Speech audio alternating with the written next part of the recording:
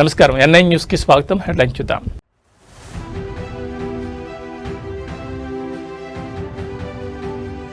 కార్యకర్తల పేదవాడి గూడు. తెలుగుదేశం ఆవిర్భావ దినోత్సవ శుభాకాంక్షలు తెలిపిన అధినేత.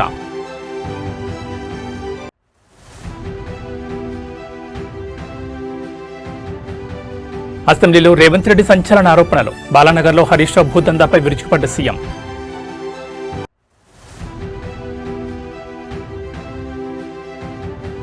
బీఆర్ఎస్ ప్రభుత్వం హయాం భూకుంభకోణం జరిగింది. అసెంబ్లీలో నాయన్ రాజేందర్ రెడ్డి వర్సెస్ బీఆర్ఎస్.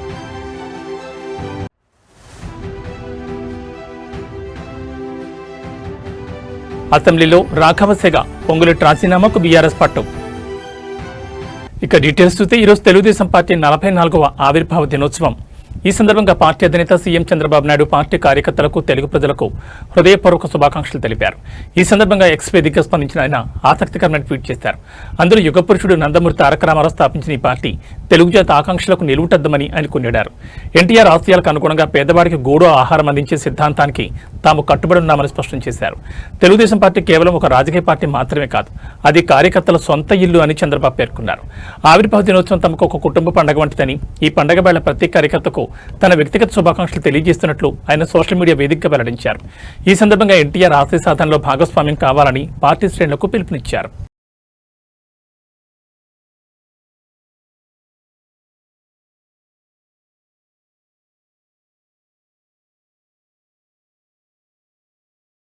మహబూబ్నగర్ జిల్లా బాలానగర్ మండలంలో మాజీ మంత్రి హరీష్ రావు తన కుటుంబ సభ్యులతో కలిసి 100 ఎకరాల భూమిని అక్రమంగా దక్కించుకున్నారని ముఖ్యమంత్రి రేవంత్ రెడ్డి అసెంబ్లీలో ఆరోపించారు. ధరణి పోర్టల్ను అడ్డం పెట్టుకుని ప్రైవేట్ కంపెనీలను బెదిరించి ఈ భూములను బదలాయించుకున్నారని పేర్కొన్నారు. ఈ భూ కబ్జాపై హౌస్ కమిటీ వేయడానికి ప్రభుత్వం సిద్ధంగా ఉందని, హరీష్ రావు నిజాయితీపరుడైతే అందుకు సహకరించాలని రేవంత్ సవాల్ విసిరారు.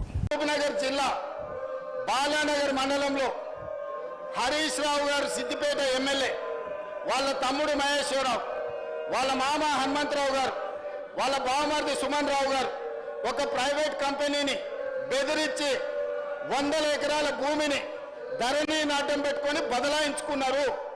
దీని మీద హౌస్ కమిటీ వేయడానికి మేము సిద్ధంగా ఉన్నాము. హరీష్ రావు గారు నిజాయితీ పరుడని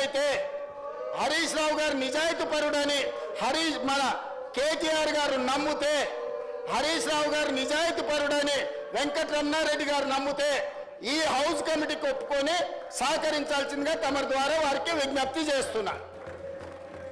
తెలంగాణ రాజకీయాల్లో భూ కబ్జాల సెగ రేగుతోంది. గత బీఆర్ఎస్ ప్రభుత్వ హయాంలో భారీ స్థాయిలో భూ కుంభకోణం జరిగిందంటూ కాంగ్రెస్ ఎమ్మెల్యే నాయన్ రాజేందర్ రెడ్డి సంచలన ఆరోపణ చేశారు. సుమారు 200 కోట్ల రూపాయల విలువైన ప్రభుత్వ భూములను అక్రమంగా కబ్జా చేస్తారని ఆయన ధ్వజమెత్తారు. కేవలం ఆరోపణలే కాదు, ఈ అక్రమాలకు సంబంధించి తన వద్ద ఆర్టీఐ ద్వారా సేకరించిన పక్కా ఆధారాలున్నాయని నాయన్ స్పష్టం చేశారు.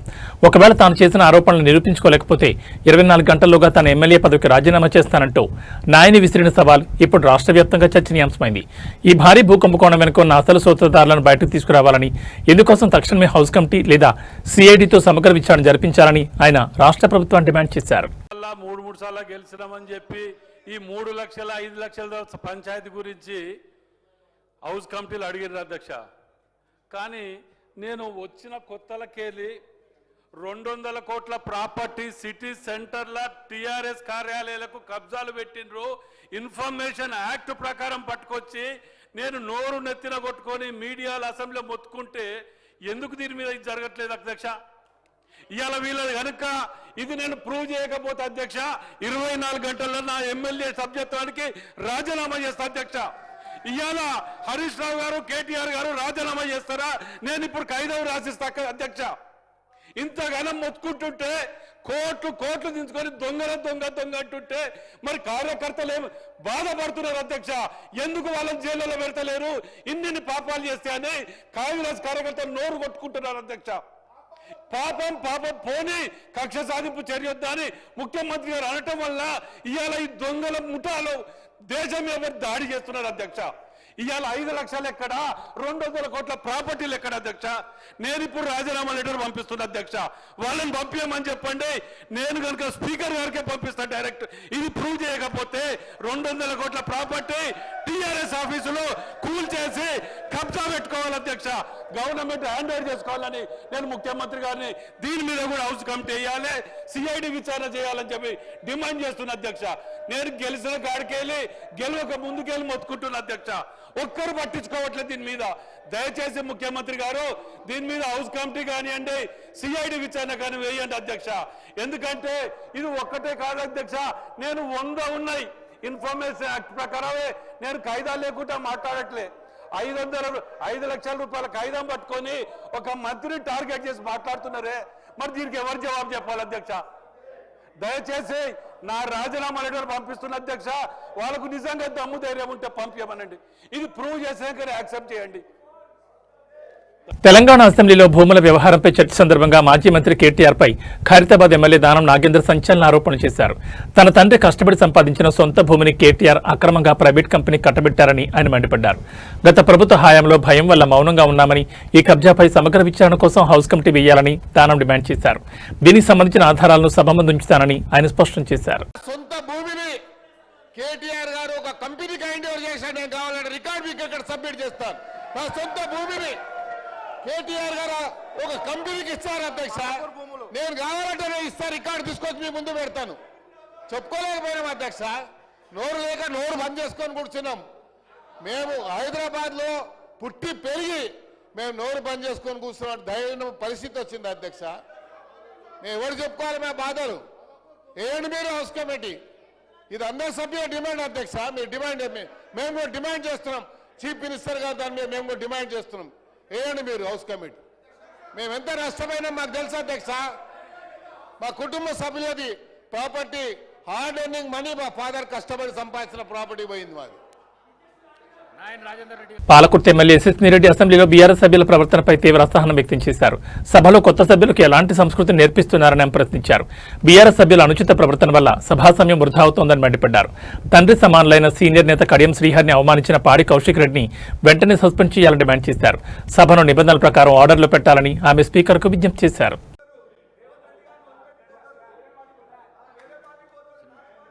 ధన్యవాదాలు అధ్యక్ష. వాళ్ళు మాట్లాడుతూ పదే పదే పార్టీ అంటున్నారు. మనము అంటే పార్టీతో సంబంధం లేదు అధ్యక్ష. ఇప్పుడు మర్యాద అనేది, సంస్కారం అనేది మనం పెద్దలకు ఎప్పుడైనా ఇస్తా ఉన్నామో అదే చిన్నప్పటి నుంచి కూడా నేర్చుకుంటున్నాము. మరి ఏం నేర్పియాలనుకుంటున్నారో మాకు అర్థం కావట్లేదు. అంటే పార్టీతో సంబంధం లేదు. ఇప్పుడు ఒక తండ్రి లాంటి వాళ్ళు కడియం శ్రీహరి గారు మా అందరికీ కూడా ఒక తండ్రి లాంటి వాళ్ళు, వయసులో పెద్దవాళ్ళు, ఎప్పటి నుంచో కూడా శాసనసభ్యులుగా ఉన్నారు. అట్లాంటి వారికి మర్యాద ఇవ్వకుండా ఎట్లా పడితే అట్లా మాట్లాడి నిన్నటి నుంచి చూస్తున్నాము.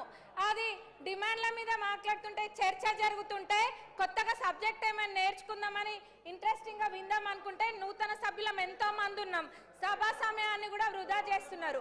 ఎంక్వైరీ అన్నారు, పర్సనల్గా టార్గెట్ చేసి మంత్రి గారిని మాట్లాడుతున్నారు. వాళ్ళకి ఏదైనా వేరే అజెండా ఉంటే బయట చూసుకోవాలి.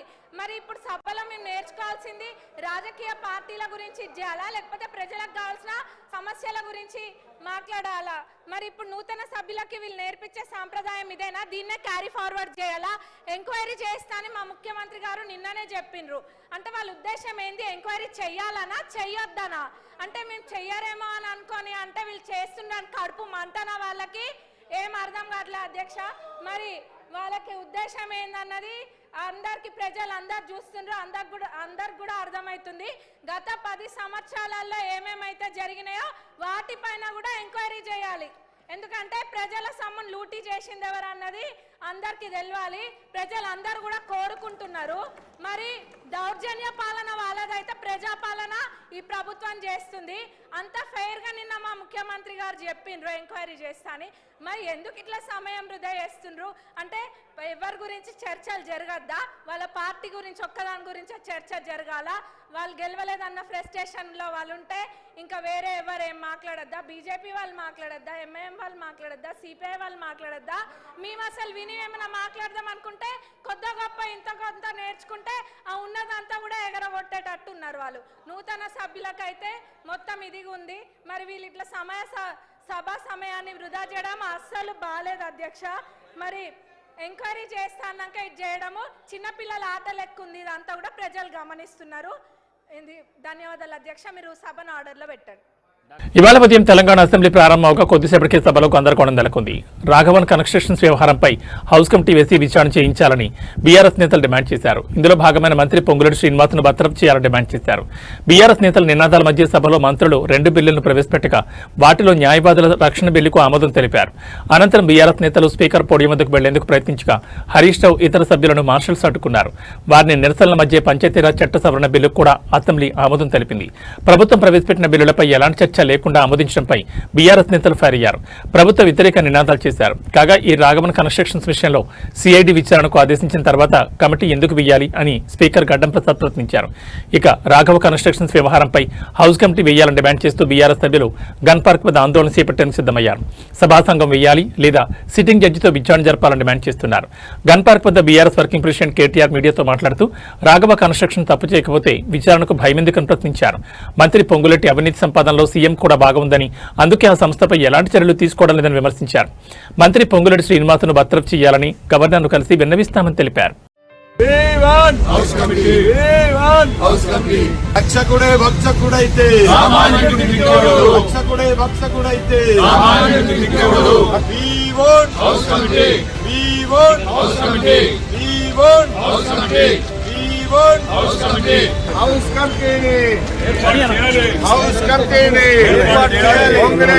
మైనింగ్ పై హౌస్ కమిటీ వేయాలి.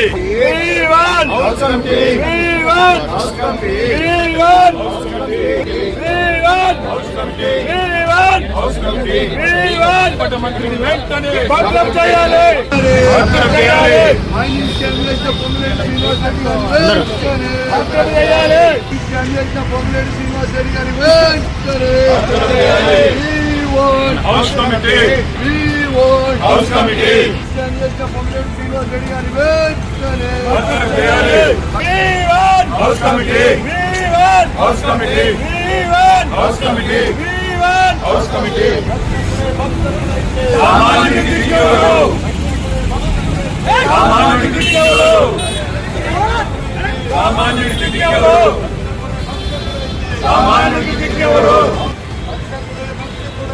సామాన్యుడికి దిక్కెవరు? సామాన్యుడికి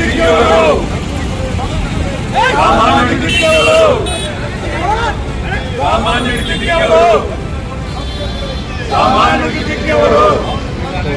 ఏర్పాటు చేయాలి. గులాబీ పార్టీలో ముసలం పుట్టిందా? కేటీఆర్ నాయకత్వాన్ని సొంత పార్టీ ఎమ్మెల్యేలే ధిక్కరిస్తున్నారా అంటే అవునని అంటున్నారు తుంగతుర్తి కాంగ్రెస్ ఎమ్మెల్యే మందుల సామెల్. బీఆర్ఎస్ వర్కింగ్ ప్రెసిడెంట్ కేటీఆర్కు భవిష్యత్తులో తన బావ హరీష్ రావు నుంచి రాజకీయ గండం పొంచి ఉందంటూ ఆయన చేసిన వ్యాఖ్యలు ఇప్పుడు రాజకీయ వర్గాల్లో పెనుదుమారం రేపుతున్నాయి. అసెంబ్లీలో ఎమ్మెల్యే మందుల సామెల్ మాట్లాడుతూ బీఆర్ఎస్ పార్టీలో ఇప్పుడు కేటీఆర్ పట్టుకోల్పోయారని విమర్శించారు. ముఖ్యంగా పార్టీ ఎమ్మెల్యేలు ఎవరూ కూడా కేటీఆర్ మాట వినే పరిస్థితిలో లేరని, వారంతా హరీష్ రావు వైపే మొగ్గు చూపుతున్నారని సామెల్ బాంబు పేల్చారు. గత 10 ఏళ్లుగా పార్టీ నడిపించిన కేటీఆర్కు ఇప్పుడు హరీష్ రావు రూపంలో ఒక పెద్ద రాజకీయ ప్రమాదం పొంచి ఉందని ఆయన హెచ్చరించారు. బీఆర్ఎస్ అధినేత కేసీఆర్ మౌనంగా ఉండడం, మరోవైపు హరీష్ రావు దూకుడు పెంచడం వెనుక పెద్ద వ్యూహమే ఉందని, ఇది చివరికి కేటీఆర్ రాజకీయ భవిష్యత్తును దెబ్బతీస్తుందని సామెల్ విశ్లేషించారు. పార్టీ పగ్గాల కోసం లోపల జరుగుతున్న ఈ యుద్ధం త్వరలోనే బహిర్గతమవుతుందని ఆయన ధీమా వ్యక్తం చేశారు. కేటీఆర్ గారు, మీకు హరీష్ రావుతో పొలిటికల్ ప్రమాదం గుర్తుపెట్టుకోరు. ఎందుకంటే నీ చెల్లె ఒక వికెట్ ఎగిరిపోయింది, నీ పని బట్టే ఖాయం.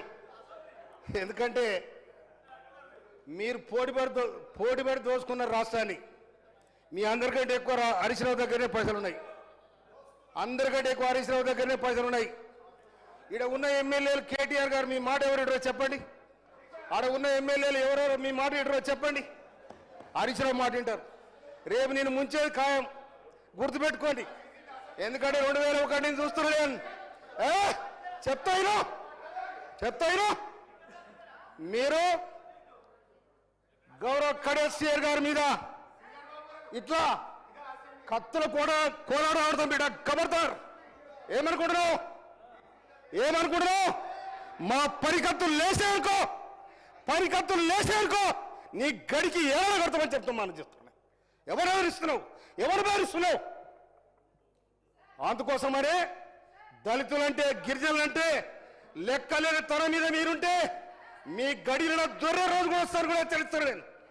అందుకోసమనే ఇమ్మీడియట్లీ అధ్యక్ష వాళ్ళు కడియం సిఆర్ గారికి బేస్ చెప్తా క్షమాపణ చెప్పాలని డిమాండ్ చేస్తా ఉన్నా నేను. ఇవాళ ఇంకొక మాట, ఇవాళ కాళేశ్వరం కట్టినాడు. తమిళనాడు ఎన్నికల వేడి పతాక స్థాయికి చేరుకుంటోంది. పోలింగ్ గడువు సమీపిస్తున్న కొద్దీ అక్కడి వాతావరణం వేడెక్కుతోంది. సీట్లు నియోజకవర్గాల పంపకాల్లో ఆయా పార్టీల అగ్రనేతలు తీరిక లేకుండా గడుపుతున్నారు. డీఎంకే అన్నా డీఎంకే టీవీకే ఈ ఎన్నికలను ప్రతిష్టాత్మకంగా తీసుకున్నాయి. గెలిచి తీరాలనే పట్టుదలతో ఉన్నాయి. దీనికి అనుగుణంగా వ్యూహ ప్రతివ్యూహాలను రూపొందించుకుంటున్నాయి. ఏప్రిల్ 9వ తేదీన కేరళ, అదే నెల 23వ తేదీన తమిళనాడు అసెంబ్లీకి ఎన్నికలు జరగనున్నాయి. ఒకే దశలో ఇవి ముగుస్తాయి. మే 4వ తేదీన ఓట్లను లెక్కిస్తారు. ఈ వివరాలను కేంద్ర ఎన్నికల కమిషన్ ప్రకటించింది. ఎన్నికలు ఎదుర్కొంటున్న 4 రాష్ట్రాల్లో పశ్చిమ బెంగాల్ కూడా ఉంది. ఈ రాష్ట్రంతో పాటు తమిళనాడు, కేరళ, అస్సాం, కేంద్రపాలిత ప్రాంతం పుదుచ్చేరి ఉన్నాయి. ఈ పరిణామాల మధ్య తమిళనాడు వెట్రి కజగం అధినేత విజయ్ పార్టీ అభ్యర్థుల తొలి జాబితాను విడుదల చేస్తారు. ఆయన స్వయంగా ఎన్నికల్లో పోటీ చేయనున్నారు. 2 నియోజకవర్గాల నుంచి బరిలో దిగనున్నారు. ఇదివరకే వార్తలు వచ్చినట్లుగా పెరంబూర్ స్థానం నుంచి విజయ్ బరిలో దిగారు. అదే సమయంలో మరో నియోజకవర్గాన్ని కూడా ఎంచుకున్నారు. తిరుచి ఈస్ట్ నుంచి కూడా ఆయన రేసులో నిల్చున్నారు. పెరంబూర్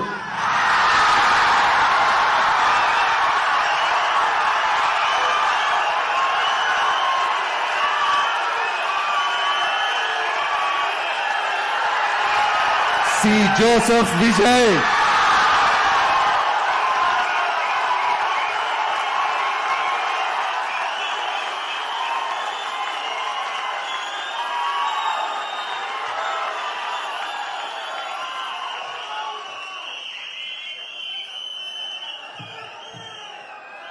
తిరుచి కిഴക്ക്,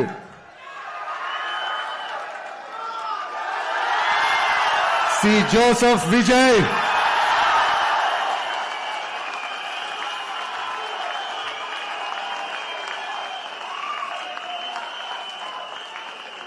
భాగ్యనగరంలో కల్తీ దందా కోరలు చేస్తోంది. సామాన్య ప్రజల ఆరోగ్యాన్ని పణంగా పెట్టి కాసుల కోసం కక్కుర్తి పడుతున్న కేటుగాళ్ల గుట్టును గోల్కొండ టాస్క్ ఫోర్స్ పోలీసులు రట్టు చేశారు. తాజాగా గోషమహల్ పరిధిలో జరిగిన దాడుల్లో విస్తుపోయే నిజాలు వెలుగులోకి వచ్చాయి. నిబంధనలకు పాత్ర వేస్తూ కనీస పరిశుభ్రత పాటించకుండా మాంసం విక్రయాలు సాగిస్తున్న ఒక దుకాణంపై పోలీసులు మెరుపు దాడులు నిర్వహించారు. ఈ సోదాల్లో పాడైపోయిన కొళ్లు వాసన వస్తున్న మటన్ను విక్రయిస్తున్నట్లు గుర్తించారు. మరీ ముఖ్యంగా ఉత్తరప్రదేశ్ రాష్ట్రం నుంచి మేకలు, గొర్రెల తలలు, కాళ్లను భారీగా దిగుమతి చేసుకుని వాటిని ఏమాత్రం శుభ్రత లేని ప్రదేశాల్లో నిల్వ ఉంచుతున్నట్లు పోలీసులు నిర్ధారించారు. నిందితులు ఎటువంటి అనుమతులు లేకుండా నిబంధనలను బేఖాతరు చేస్తూ ఈ దందాను కొనసాగిస్తున్నాడు. ఈ కుళ్ళిన మాంసం హోటళ్లకు వెళుతోందా లేక నేరుగా ప్రజలకు విక్రయిస్తున్నారా అనే కోణంలో పోలీసులు విచారణ వేగవంతం చేశారు. ప్రస్తుతానికి నిర్వాహకులను అదుపులోకి తీసుకున్న పోలీసులు స్వాధీనం చేసుకున్న మాంసాన్ని పరీక్షల నిమిత్తం ల్యాబ్కు పంపించారు.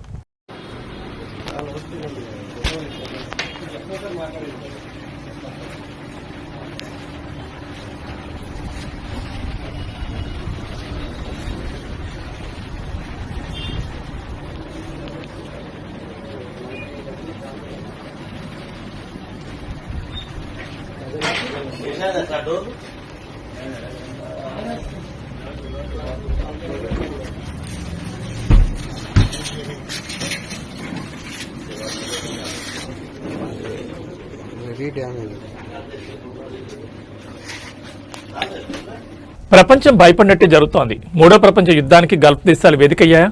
ఇరాన్ తన అత్యంత భీకరమైన సైనిక చర్యకు తెరలేపింది. ఆపరేషన్ ట్రూ ప్రామిస్ 4 పేరిట ఇరాన్ క్షిపణులు నిప్పులు చెరుగుతున్నాయి. అగ్రరాజు అమెరికాకు కోలుకోలేని దెబ్బ తగిలింది. గల్ఫ్ అంతటా అలారం శబ్దాలు మారుమోగుతున్నాయి. వ్యూహాత్మక లక్ష్యమే టార్గెట్గా కువైట్ మరియు దుబాయ్ పోర్టులపై ఇరాన్ క్షిపణి దాడులు చేసింది. కేవలం క్షిపణులే కాదు, దుబాయ్లోని అమెరికా డ్రోన్ యూనిట్లపై ఇరాన్ ఆత్మాహుతి డ్రోన్లతో విరుచుపడింది. ఈ దాడుల్లో అమెరికాకు చెందిన డ్రోన్ కంట్రోల్ సెంటర్లు పూర్తిగా ధ్వంసమయ్యాయి. సమాచారం ప్రకారం ఈ ఆపరేషన్లో పలువురు అమెరికా సైనికులు ప్రాణాలు కోల్పోయారు. అంతేకాదు, యుద్ధ చరిత్రలో మునిపెన్నడూ లేని విధంగా అమెరికా నౌకాదళానికి భారీ నష్టం వాటిల్లింది. ఇరాన్ ప్రయోగించిన అధునాతన క్రూయిజ్ క్షిపణుల దాటికి సముద్రంలో ఉన్న 3 అమెరికా యుద్ధ నౌకలు జలసమాధయ్యాయి. 3 భారీ నౌకలు సముద్రంలో మునిగిపోవడంతో అమెరికా రక్షణ శాఖ ఒక్కసారిగా షాకు గురైంది.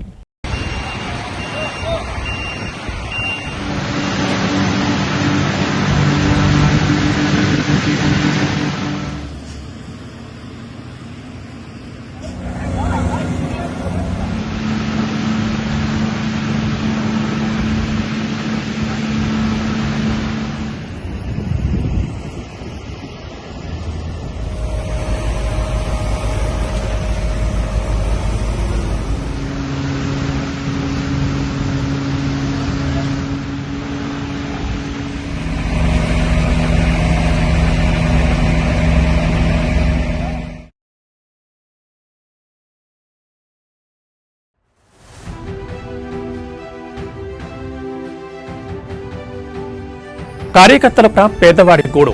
తెలుగుదేశం ఆవిర్భావ దినోత్సవ శుభాకాంక్షలు తెలిపిన అధినేత.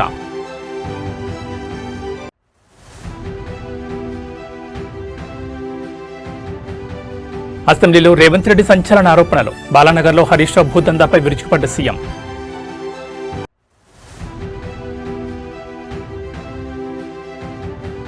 బీఆర్ఎస్ ప్రభుత్వం హయాం భూకుంభకోణం జరిగింది. అసెంబ్లీలో నాయన్ రాజేందర్ రెడ్డి వర్సెస్ బీఆర్ఎస్.